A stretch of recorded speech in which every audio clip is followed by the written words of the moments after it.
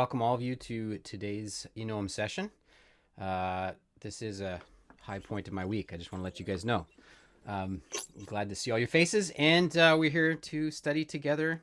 Rav Johnny is going to be sharing some things with us today about, well, I actually don't want to say the words because I want to let him kind of deal with that topic. But just want to give a quick intro to what eNoam is. We are a collection of individuals who come from different backgrounds and all love A, the Hebrew Bible, and B, this Israel. And we love to study together, even though we have strong potential theological differences in our traditions and in our backgrounds.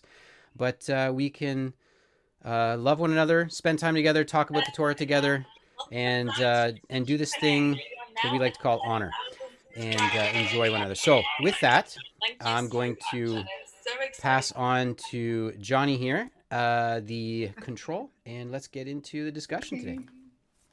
Fantastic. Thank you so much, Gabriel, for the beautiful introduction. Just a matter of technical issues. There was a little bit of feedback just then. So if in case it repeats itself, maybe we'll have to go on to mute, and then obviously we'll unmute ourselves wherever necessary. So firstly, obviously, it's a great pleasure again to join all of you and all of you joining different parts of the world online. And what we're going to be doing today is discussing the Middah, the trait of akshanut, which I've translated as stubbornness. Although, as we'll see, how we translate words is often the tricky thing in terms of making sense of biblical texts.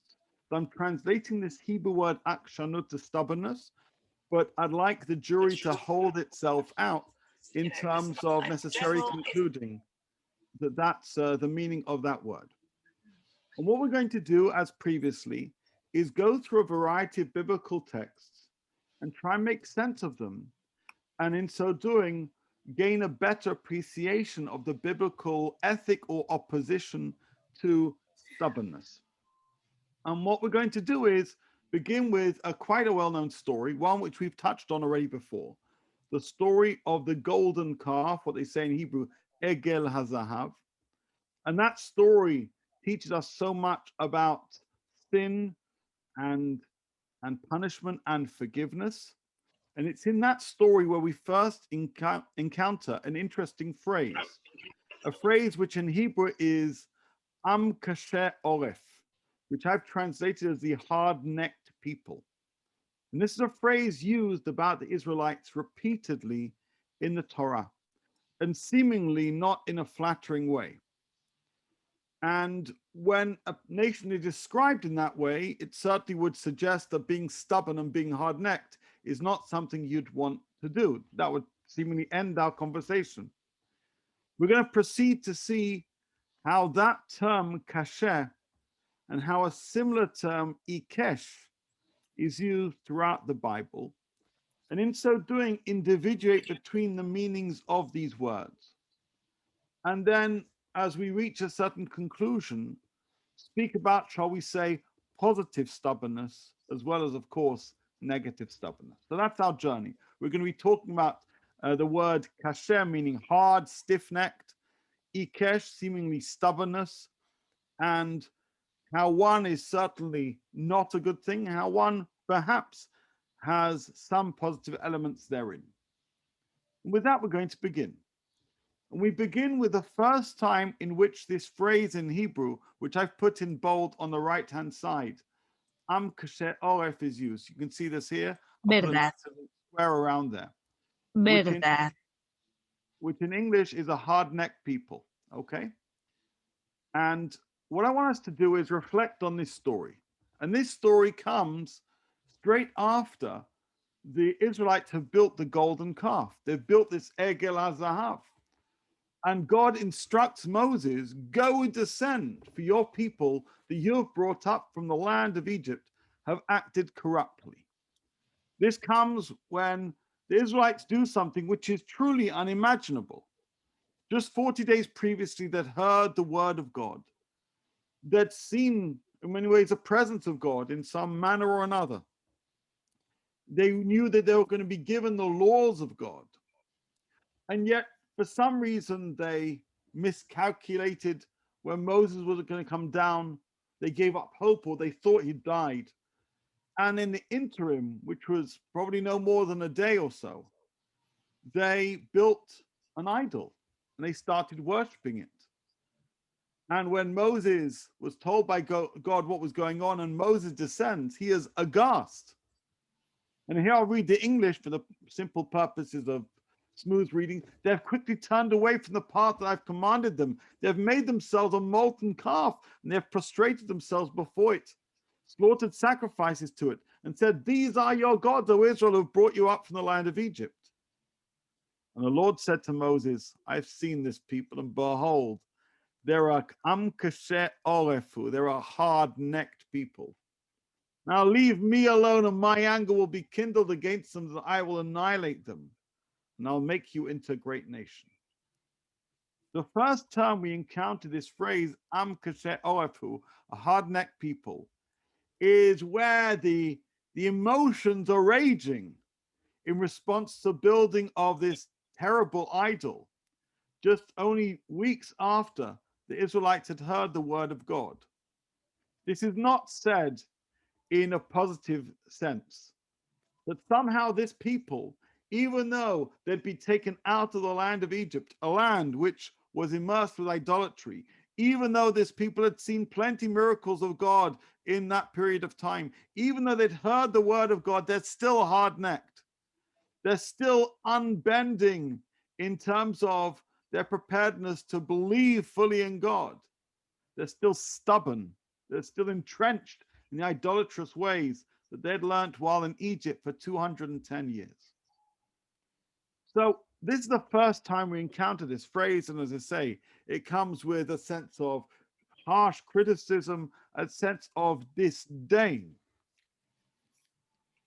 In fact, this phrase is repeated on a number of occasions, most of them appearing just a chapter or so after this one. I've collected them. Here we are. In Shemot Exodus chapter 33, the previous one was chapter 32. So just the following chapter, we see already a further feature of this phrase. And the Lord said to Moses, "Say to the children of Israel, you're a hard-necked people. If I go up into your midst for one moment, I will destroy you." Again, the context is quite clear. Hard-necked is not something you would want to be. In chapter 34, we similarly see, I'm sorry, I didn't see that. In verse 3, we have it already. It's actually twice in chapter 33. "I'll not go up in your midst, since you're hard-necked people." And in verse 5, that phrase is repeated. In Shemot and Exodus chapter 34, we find it again. "If I've now found favor in your eyes, O Lord, let the Lord now go into our midst, even if they're a hard-necked people." And then later on in Deuteronomy, Moses says twice, uh, he says, "You shall know that not because of your righteousness the Lord your God gives you this good land, for you are hard-necked people." And the Lord spoke to me further and said, "I've seen this people, and behold, it is hard-necked." So when you count it up, you have in Exodus chapter 32 twice, in 33 that's 3, further time in 34 it's 4, and twice more in Deuteronomy chapter 9. So on 6 occasions in the Bible, the Israelites are described with this very harsh term, Amkashe Orefu, are hard-necked people. It doesn't sound good, and the context certainly smacks of being highly critical of the Israelites. What I want us to now do is perhaps have a slightly different approach to what this phrase means. Certainly, it doesn't come off very well in almost all these contexts. But nevertheless, what we need to do is make sense of this verse. And I think in order to do that, we need to explore a different verse. And if you look later on in the Torah, okay, if you look in the book of Deuteronomy, I'm sorry, I'm just moving around all these different cursors from Zoom that always seem to get in the way of the words I'm trying to read. We have in Devarim chapter 32, Deuteronomy chapter 32, Moses speaking about the Israelites. And he uses a word which sounds similar but isn't quite the same. The Hebrew word, it was kufin hey, meaning kaseh. This Hebrew word is Ein Kuf Shin, sounding Ikesh. They both sound quite harsh, but Ikesh I've translated momentarily, as do most Bible translations, as stubborn. And what Moses says about the Israelites in his weeks before his death is destruction is not his, it is his children's defect. You are stubborn and twisted generation. And when you think about these two phrases, the Israelites being described as a hard-necked people and here being described as stubborn, it seems strange. They seem almost identical. What's the difference between the two? What's the difference between hard-necked and being between stubborn? And that really is a question I'd like to ask you. And if we're going to do a breakout room, I'm not quite sure. If we'd like to, we should probably do it now. That's really the question which I gave you for some homework in a teaser video. What is the difference between being hard-necked, which was said 6 times about the Israelites, and this phrase, Ikesh, used in Deuteronomy chapter 32, where the people seemingly, to stress that word again, are being described as being stubborn. So one more time, what is the difference between the term hard-necked, kasher oref, and Ikesh, stubborn? Now, if you do want to take a breakout room, it doesn't need to be a long one. Maybe now would be a good time. Reflecting, remember, not just on the Hebrew, some of us are more familiar with Hebrew than others, but even the context, it's quite clear. Hard-necked is a metaphor. It's describing in words a certain characteristic of the Israelites. Stubborn seems to be a very similar equivalent, but yet different words are being used. And I'm curious in trying to make sense of and to distinguish between what these two words mean. So maybe we'll take a 5-minute breakout room opportunity now, if that's okay, Kim. Okay. Here we are. Sorry, you didn't finish. We'll Yeah, come back. that's all right. We'll share with the other one, right? Yeah. Okay, so firstly, it's great to see everyone back. We just had a great conversation. I hope everybody else did. And the question we left with was, the Bible says on 6 occasions the Israelites were a hard-necked people. It also describes the Israelites as being Ikesh, which I've translated as stubborn. And the question really is, what's the difference between one and the other? I did already suggest that maybe Ikesh is mistranslated as being stubborn, but we'll get to what it could be meaning in just a second. Nevertheless, what are your thoughts? Anybody want to offer their thoughts on these phrases? Well, in our breakout room, a suggestion was made that stubbornness or stiff-neckedness, it could sometimes be good, could sometimes be bad. It's an unwillingness to change one's position, which in some cases it's standing up to principles. In other cases, it's not wanting to yield to God's will. For example, if you are if your will is not aligned with God's will. So, but it wasn't really, there was kind of a sense that maybe stiff neck was a little bit more negative, like as if it's kind of not really, An inability. it's like an inability to be flexible or to change one's opinion, whereas stubborn would depend perhaps on context. I like that. We're going to return to that approach. I think that distinction is correct. Dean, you wanted to say something? No, I was just agreeing with our breakout partners. He did a really good job of summarizing it, don't you think, Rabbi? I wasn't there, but it sounds like he did a great job. See, it's so nice that people want to praise one another. People want to give each other kind of a metaphorical high five. Ruth? You're muted, Ruth. So Jonathan pointed out that in Hebrew, the word oref refers to the neck of an animal.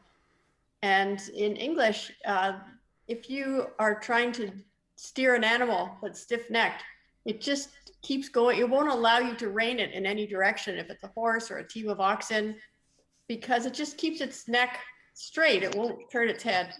So something that is refusing to take direction from their master, I guess. But we also talked about the good side, and I don't know which one of these words is the most good side. The Jewish people have held on to what they believed and not changed their position despite all odds in the last 2,000 years, which is good for us because they've retained the Torah and all the things that we need to learn from it.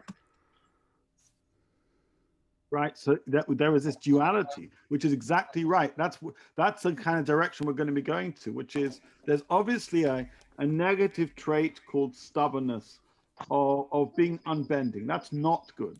There's also a certain positive trait of being committed. And how do we see this in these texts is really the journey we're going on. Certainly being stiff-necked doesn't sound like a good thing. Being stubborn doesn't sound like a good thing, but there does seem to be some element of at least positive quality at some point within these words, and our job is going to be to discover that right now. Any further quick thoughts before we move on to explore some further text? Yeah, just a quick comment from the world of motorcycling. It's a common threat to a motorcyclist when they don't look in the direction they need to turn.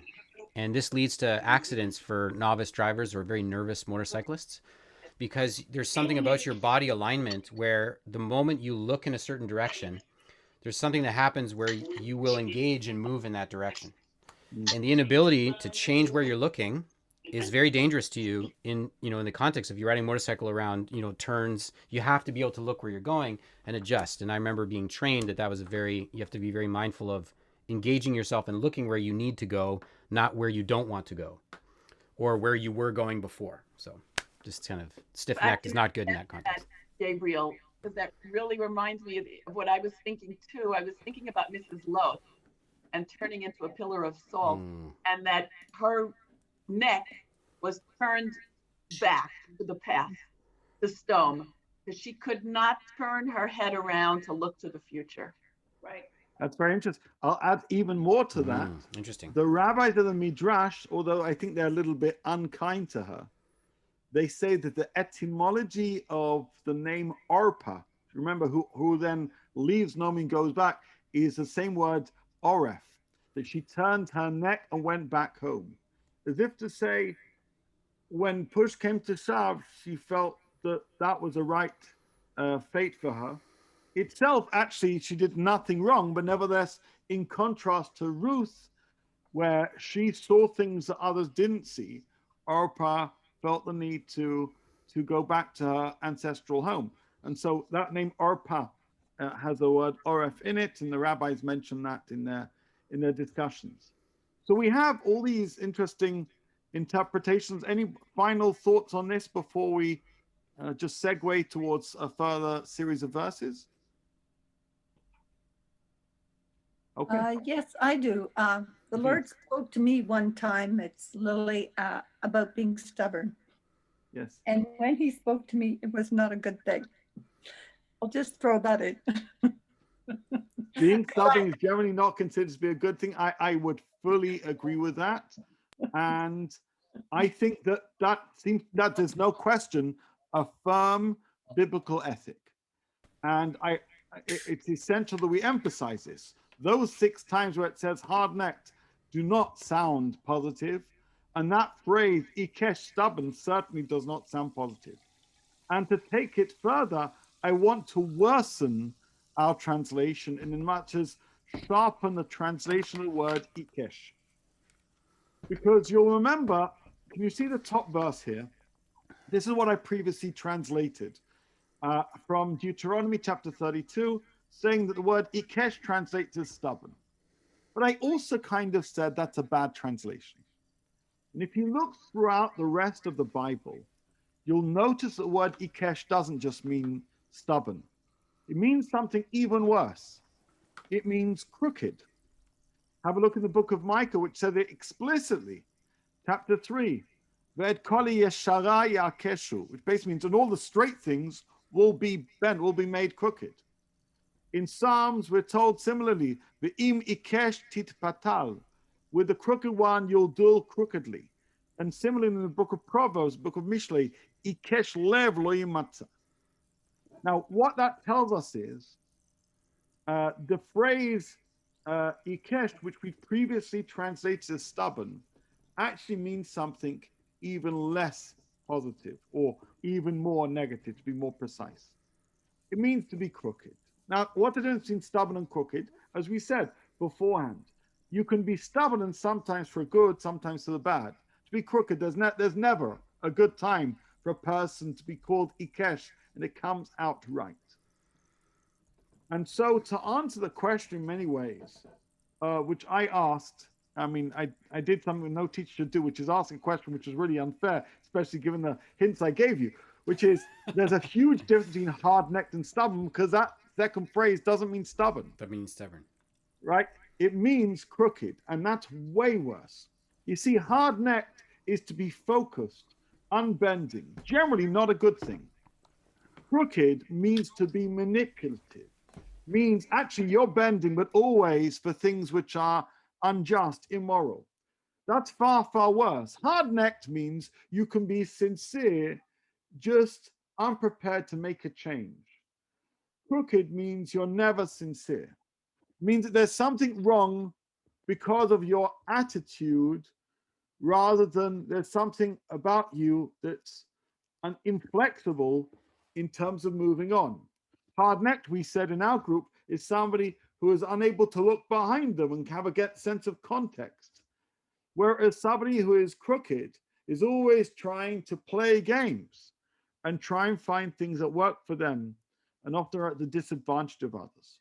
So if I want to be a little bit more accurate, I should take a annotation and literally say, that's not really the meaning of the word, right? The real meaning of the word, to use a slightly thinner pen, is crooked, right? I'm terrible at doing this, by the way.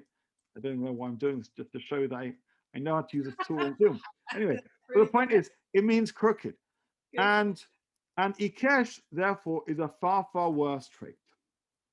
And why do I mention this? Why is it so important? Why was it essential to go through this journey of reading texts and then highlighting how translations sometimes misrepresent the virtue or the misvirtue, shall we say, being described? Why is it essential to understand these words? Well, it's essential because we need to know the difference between what is positive and what is negative. And once you understand that ikesh doesn't just mean stubborn, it means crooked, there is no positive outcome of ikesh. When Moses says in Deuteronomy, chapter 32, do ikesh uptaltol, a stubborn and twisted generation, and even the word twisted, very much conveys that sense of crookedness, twisted, of being manipulative. There's no positive outcome.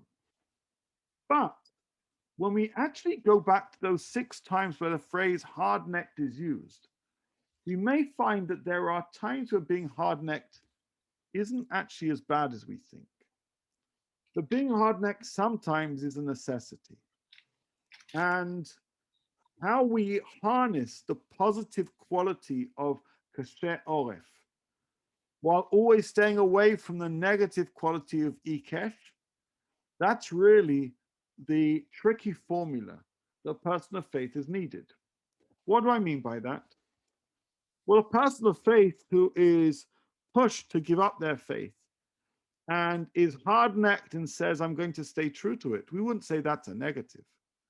We'd say that's heroic. A person of faith, though, who is crooked in their faith, we'd say that's very much a negative. That's an offense to their faith. Being hard-necked doesn't sound good and often isn't good. Being crooked is always bad. Now, let me give you an example of a good version of being hard-necked. And I want to quote from Jacob ben Asher. And he lived in the 14th century. He wrote one of the early codes of Jewish law. It's actually quite a beautiful code of Jewish law, the Arba Term, the 4 columns, because although it's legal text, it's somewhat poetic in its style. And his opening paragraph is this. It's lovely. Imagine a code of law beginning with this paragraph. I'm going to read it in just a second, and then we're going to discuss what it means. Yehuda or Judah ben Tema says, be as bold as a leopard, as light as an eagle, swift as a gazelle, and as mighty as a lion, to perform the will of your Father in heaven.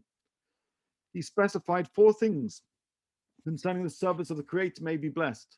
And he began with bold as a leopard, since it's a great general principle of service to the Creator. May he be blessed. As sometimes a person desires to perform a mitzvah commandment, but is prevented from performing it because of people who mock them.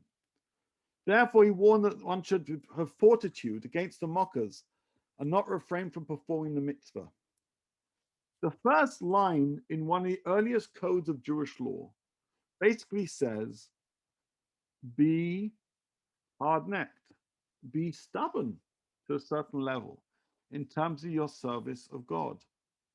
That where people tease you, they may make fun of you. Today, how many people make fun of faith, make light of being somebody who worships God and serves God? These beautiful poetic words speak to all of us of all different faiths. Be as bold as a leopard to serve our Creator. We need to be committed. We need to not be crooked, God forbid, but stubborn sometimes, stiff-necked perhaps. There is an element of needing to be unbending as somebody who serves God.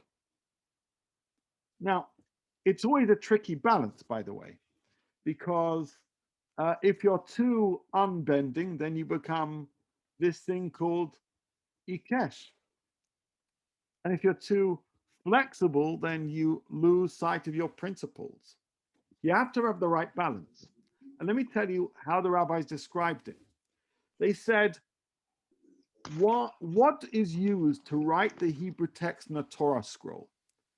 A certain type of quill, right? Now, a quill is flexible. That's how you can write the letters.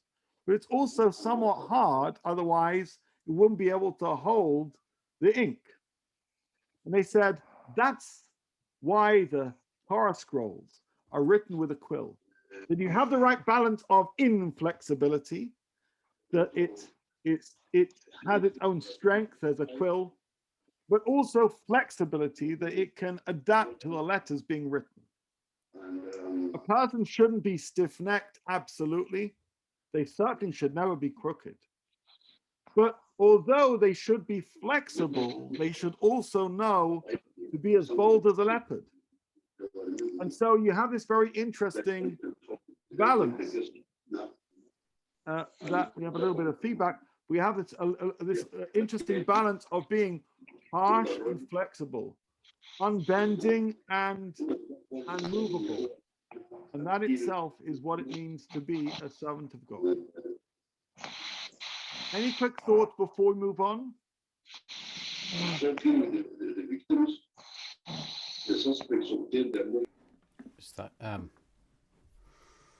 does seem to be just a little bit of feedback. I'm not quite sure from where, but we'll figure it out, I guess. Yeah. Johnny, the thought that was in my mind here was this idea that the stiff-neckedness needs to be, you can commit and set a path, set a way, and not diverge from it. But then the moment there needs to be a softness of heart and of willingness to then kind of loosen that stiffness and then change direction the moment that you're redirected. Right. And like that tension between those two things where it's not comfortable. And maybe this is the thing, is it's actually quite uncomfortable to live in that place of tension between, you know, kind of hardening oneself and then becoming soft, pliable, and tender to be able to redirect it and then to continue. And it takes faith to transition between those two things, because the transition of change requires a trust and a confidence. And that's what faith is. Faith is being prepared to trust in the great other and allow them to direct us in the unsown, unknown land. That's the whole idea of the walking and the journeying in the wilderness. It's about being prepared to go from one place to another.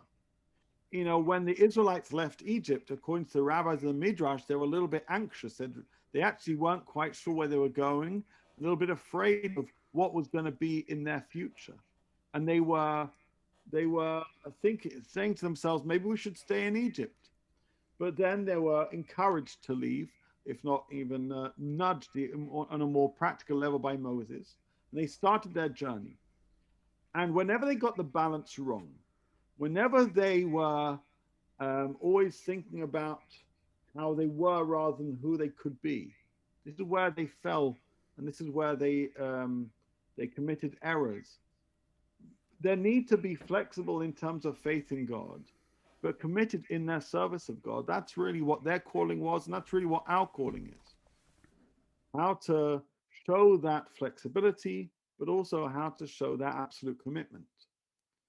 And so, as I say, the first line of one of the earliest codes of Jewish law states that to be as bold as a leopard, which is a harsh thing, which is an unbending thing, which is an absolute thing, being bold, as if to say, don't change your mind and don't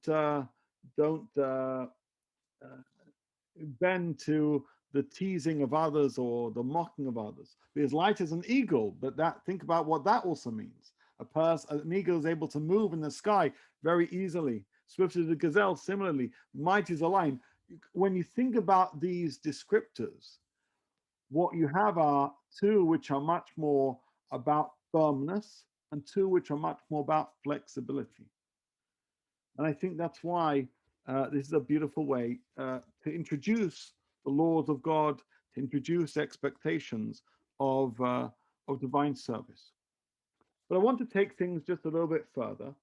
And the truth is, I saw this in many beautiful commentaries, but I am going to revert to the teachings of one of my great teachers, Rabbi Sachs. And Rabbi Sachs discusses this usage of the words a hard-necked people or a stiff-necked people. But he notices something, and we need to pay a little bit of attention to the Hebrew here. I want to point out here in Exodus chapter 33. It says here in verse 3, and I'll use my spotlight, I will not go up into your midst since you are a hard-necked people. Now, the word since is either used as a justification not doing so, but if you were to translate it slightly differently, it could be used more positively. This word key. Or similarly in chapter 34, let the Lord now go into our midst if they are a hard-necked people. Now, can you see the translator added that brackets even? But this suggests that if key is a positive thing. Similarly, the word key here is for you are a good hard-necked people, suggesting that somehow that would justify them getting the land, even though surely this would be a reason why they wouldn't get the land. I mention all this as a prelude to what Rabbi Sachs is about to quote, because when you look at those verses, they seem quite strange. It seems, in fact, that being hard-necked or being stiff-necked isn't necessarily such a terrible quality. And he says as follows, Moses cites as a reason for God remaining with the Israelites, a very attribute that God had previously given for wishing to abandon them. In Exodus chapter 32, God said, I want to destroy them, for they are a hard-necked people. And then in chapter 33 and chapter 34, that word key is used as if to say, because they are, maybe I won't leave them. Or because they are, it says in Deuteronomy, they were going to get the land. Well, that doesn't make any sense. How can Moses invoke the people's obstinacy as the very reason for God to maintain his presence among them? What is the meaning of Moses's because, that word key? May my Lord go among us, because it is a stiff-necked people. He says that commentators offer a variety of interpretations. Rashi, the 11th century French commentator, reads the word key as if they're stiff-necked, then forgive them. Ibn Ezra, Chizkuni, these are other names of great medieval commentators, read it as although or despite the fact that. Alternatively, suggests Ibn Ezra, the verse might be read, I admit that it is a stiff-necked people, therefore forgive our wickedness and our sin and take us as your inheritance. But basically what these commentaries are trying to grapple with is how the stiff-necked or hard-necked is seemingly used not just for a negative critique of the Israelites, but also, at least in some of these verses, as a justification for God remaining with them, as justification for them receiving the land. And this leads Rabbi Sachs to say the following, and I've skipped a little bit from the original essay. There is, however, another and far more striking line of interpretation that can be traced across the centuries. In the 20th century, it was given expression by Rabbi Yitzchak Nissenbaum. He says the following: Almighty God, almost putting in words of Moses' mouth, Almighty God, look upon this people with favor, because what is now their greatest vice will one day be their most heroic virtue. They are indeed an obstinate people, but just as now they are stiff-necked or hard-necked in their disobedience, so one day will be equally stiff-necked in their loyalty. Nations will call on them to assimilate, but they'll refuse. Mighty religions will urge them to convert, but they'll resist. They will suffer humiliation, persecution, even torture and death because of the name they bear and the faith they profess, but they will still stay true to the covenant their ancestors made with you. They'll go to their death saying, Ani Maimin, I believe. This is a people awesome in its obstinacy. Though now it is their failing, there'll be times far into the future when it will be their noblest strength. Now pause here for a second. Once you understand how we saw in the 4 columns, the Arbatur of Jacob ben Asher, that being as bold as a leopard is a necessity for religious worship. Once you recognize that being hard-necked has been sometimes a saving of the Israelites in times of hardship, why they continue to be faithful in times of persecution. Once we understand that, then there's a vast difference between Am Oefu, a stiff-necked or a hard-necked people, which has both positive and negative traits, and Dor Ikeshu Ptaltol, a crooked nation, and there's no positive spin on crookedness. To be crooked means that you're not obstinate. It means you're constantly manipulating the situation to your benefit. To be stiff-necked means you're obstinate, sometimes at your cost, but sometimes it's to your salvation. And he continues to say, the fact that Rabbi Nissenbaum lived and died in the Warsaw Ghetto gives added poignancy to his words. Forgive them because they are stiff-necked people, says Moses, because a time will come when their stubbornness will not be a tragic failing, but a noble and defiant loyalty, and so it came to be. And with this commentary, you realize that, yes, actually being a person of any faith requires a certain unbendingness, being as bold as a leopard, a certain stiff-neckedness. That doesn't mean stubbornness, but a certain blinkeredness, which in some instances is very bad, but on other occasions certainly has virtue. That's why you have to blend the hardness of the spine of a quill with the softness of its tip, of its nib. You sometimes need to be hard to hold yourself, but also soft, that you can write your words and tell your story. And finding that golden balance is hard. There are those of faith who have been too flexible. They've assimilated. There have been those of faith who have been too hard-necked or stiff-necked. Even if they stayed to their faith, have alienated too many others. Finding a balance whereby there is flexibility and still stiffness. The balance which is expressed in the quill used to write the Torah scroll. The balance expressed by the stiff neck, which is a criticism, but also became part of the salvation. That's really the challenge of being a person of faith. And that's why whenever I read those opening words of the 4 columns of the Arba Turim, I ask myself, how can I be as bold as a leopard? Bold in the good way, not the bad way. Not bold as an arrogant person who isn't prepared to listen to people, but instead bold as somebody who listens to people. But then when I know what I'm supposed to do, no matter what other people say about it, no matter how much they have disdain towards faith or are so dismissive of people of faith, I'm still going to stay strong to it because I need to be as bold as a leopard. And so, is the word akshanut stubbornness? No, I mistranslated it, as did pretty much every biblical translation. Akshanut does not mean stubbornness. Akshanut means crookedness, and crookedness is bad. Kshe oref, hard-necked, that is both a sense of inflexibility, but also contains that spirit of being stubborn, bold, and at times for the good. And once you're stubborn and bold at times for the good, that's why it's key. Because they are hard-necked, God decides also to bless them. They are hard-necked and it annoys God. They are hard-necked, it frustrates God. They are hard-necked and they rebel against God. They're also hard-necked and they stay with God. They journey. They continue.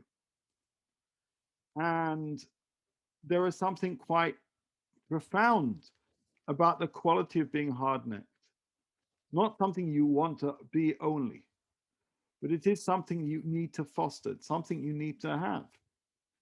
You need to not buckle with the pressures of life and with the social pressures often that unfortunately arise, certainly in the modern world, towards those of faith. You need not to be crooked. You do need to be bold. And especially during times of hardship. That stubbornness, that hard-neckedness, that sense that I'll do what my Creator asks me to do no matter. That's a very, very powerful thing. And so stubbornness is not in general a good thing when we think about it purely as a negative trait. But committedness is a good thing. Loyalty is a good thing. And surely committedness and loyalty are stubbornness towards a higher goal, towards God or partner. Surely committedness and loyalty are being stubborn to the faith you have in that relationship, and the faith we have in that relationship with God. And that's a good thing. I'm stubbornly committed to loving my children no matter what. I often say to my kids when they're being stubborn, however stubborn you are about me, I'll be much more stubborn to you. I love you more than anything. Stubbornness can be expressed in love, of unconditional love. And I'd say actually more than we are stubbornly, unconditionally loving of God, God is stubbornly, unconditionally loving of us. You know, in therapy, often you pick up on the faults of others that actually are there within yourself, right? Have you ever heard that idea that if I get annoyed with this person who has a short temper, it really means I've got a short temper? On 6 occasions, God says that people are hard-necked. God doesn't have a neck. But if God were to describe himself, maybe God would use it about himself. God stays with the people in a hard-necked way. There is something obstinate about the relationship that God has for those whom he loves. And that obstinacy is sometimes hard to make sense of. But it's part of the salvation of each and every one of us. No matter how much faith we have in ourselves, God has faith in us. And that obstinate faith is what makes us confident as worshippers of God, knowing that God will always be there for us. So crookedness is bad. Stiff-necked, not to hear the right message, not to heed the right laws, not to do the right thing, that's not good. But boldness, committedness, loyalty, there's something quite beautiful about that. That's what faith is all about. And that's, I suppose, all I've got to say about that. I'd love to hear your thoughts, but I'm going to stop sharing now. Anyone with any thoughts just about stubbornness and crookedness and being hard-necked and stiff-necked and loyal and loving and godly and committed? I think I'd just like to add that the name Yisrael, or Israel, as many of us say, is has that element of not being crooked, right? It's a matter of being yashar, but it also means kisarita, because you have mastered perhaps in your relationship with God, your relationship with others, with human beings, in a leadership kind of mode. I think it's not always easy to know how to translate sarita, but the bottom line really is that once you've figured out that arrow, that direction that you really want to go in, that fulfills the sarita, the name Israel, then being stubborn in following that path becomes a virtue. Yair, if I can also add, in Arabic, it's a modern political also stance it's called sumud. And the Arabs believe that the person who has sumud, S-U-M-U-D, I guess in English, is that stubborn perseverance, that person, that nation who will hold on to the land, and what they believe longest will ultimately succeed. So it has a lot of really important political, I think, meaning today as well. Yeah. The truth is, talk about, sorry, Rick, sorry. Yeah, when Joshua was giving his farewell to the leadership in Israel after many years of settling the people in the land, he said to them in chapter 23 and verse 6, he says, "You are to keep the law of Moses, and you're not to turn to the right or to the left. That you set your course, and your course is to be Torah." Right.